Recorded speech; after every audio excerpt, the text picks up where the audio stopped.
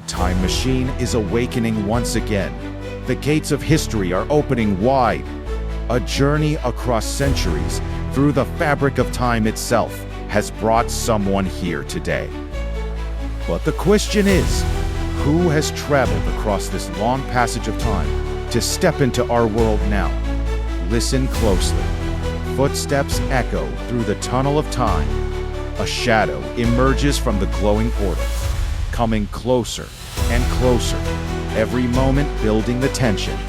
Who could it be? A figure whose theories delved into the very depths of the unconscious mind?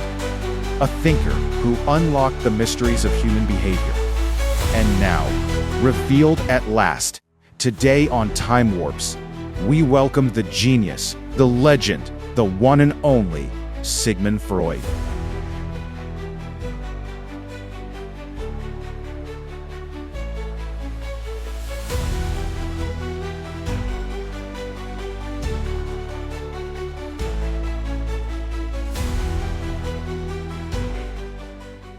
Professor Freud, welcome to our little time-warping experiment. I know you're more used to exploring the depths of the mind than bending space-time. So, how was the trip here? Let us say, unusual. Normally I help people visit their past through memory, not by riding some machine through centuries. Still, the sensation reminded me of a dream highly vivid and slightly unsettling. And as you may know, I take dreams quite seriously. Before we stretch out on couches and talk about our mothers, let's go back to the young Sigmund. What exactly got you hooked on human behavior? I was born in 1856 in the little town of Freiburg, now in the Czech Republic. My father was a wool merchant, strict but affectionate. As a boy, I devoured books on history, philosophy, languages. Even Greek and Latin were companions to me. What fascinated me most was that people's reasons for what they did often seemed different from the real motives driving them. It seemed the truth lived behind a sort of curtain. Oh, and that curtain eventually became the unconscious. Huh. Exactly. I studied medicine in Vienna, first with the dream of doing research in biology, but clinical work was unavoidable. When I met patients whose paralysis or pain had no physical damage behind them, I realized the mind had ways of expressing pain through the body itself. So hypnosis was your first tool, right? You once went to Paris to study with Jean-Martin Charcot, the father of modern neurology. Yeah, Charcot could hypnotize patients and cause or remove their symptoms with a few words. It was astonishing, but hypnosis was only a keyhole. Together with Joseph Breyer, I discovered that letting patients simply talk, what I called the talking cure, brought repressed memory into the light and often led to improvement. You became famous or infamous for saying children have sexual drivers. That must have gone down really well in polite society. It went down like poison. People imagine children as angelic beings untouched by such forces. I found the opposite.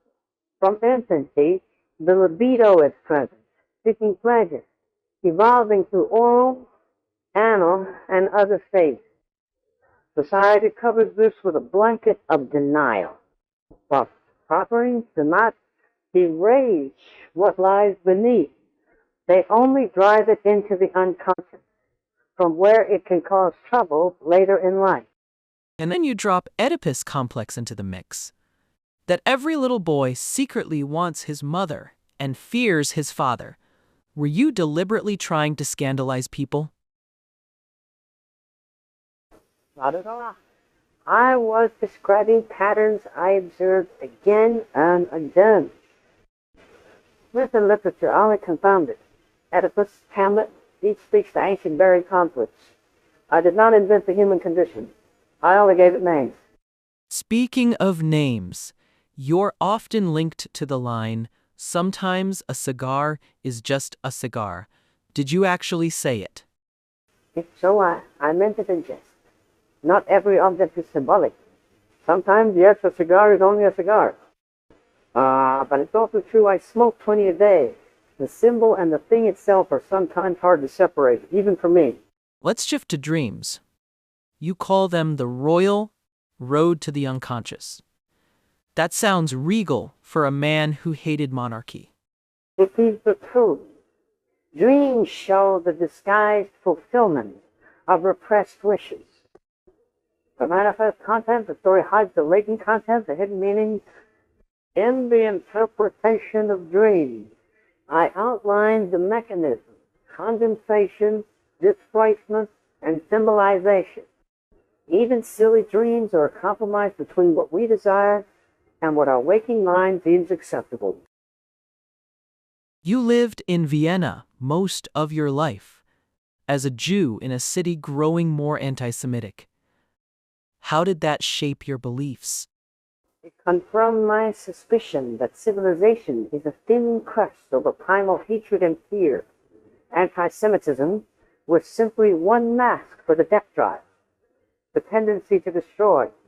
My allegiance was to reason and to science. Religion I saw as a collective neurosis, a comforting illusion, the infantile wish for a protective father in the sky. It's not exactly light dinner conversation.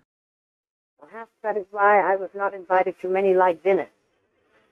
All right, break it down for us. Id, ego, superego. Make it 101 for people who think the ego is just arrogance. The id is our primitive reservoir. Hunger, sex, aggression. It demands satisfaction now. The ego is the negotiator, dealing with reality's limits. The superego is the internalized tact, the moral voice. These three quarrel endlessly within us.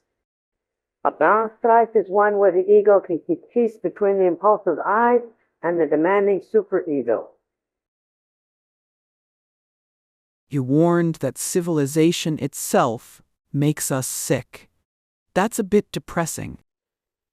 Civilization demands we repress instincts to live peacefully, but repression creates guilt and neurosis.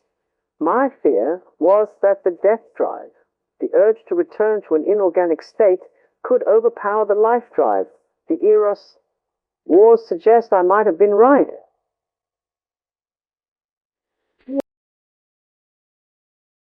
Speaking of conflict, Carl Jung, you too went from mentor to protege to intellectual divorce. Indeed, Jung was brilliant, but turned to mystical notions I could not accept. Our final meeting was strength, but science must draw a line. Friendship cannot override truth.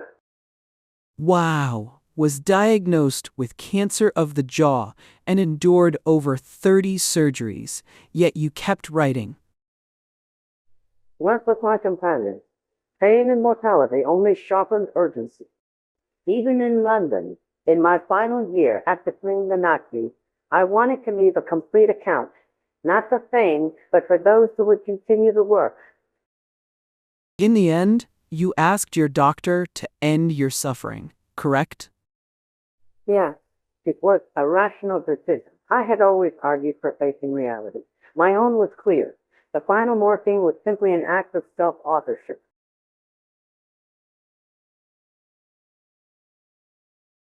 If you were to analyze humanity today, in the 21st century, what would you say? Our machines have advanced faster than our minds. The repression patterns have changed. Less about sexuality, more about the denial of aggression and mortality. People still seek illusions to soften their anxieties. I've said before, men are strong so long as they represent a strong idea. My question to you would be, what great idea do we now serve? Last thing, If you could live another life, would you still be a psychoanalyst? Possibly. Or perhaps an archaeologist. After all, both jobs involve digging into buried layers, brushing away the dust, and reconstructing what once was. And that's the end of our journey with Sigmund Freud. If you enjoyed this time travel, don't forget to like, subscribe, and hit the bell icon so you never miss the next Time Warps. And now it's your turn. Drop your own questions for Freud in the comments. Who knows? If the time machine opens again, we might just bring him back to answer your questions.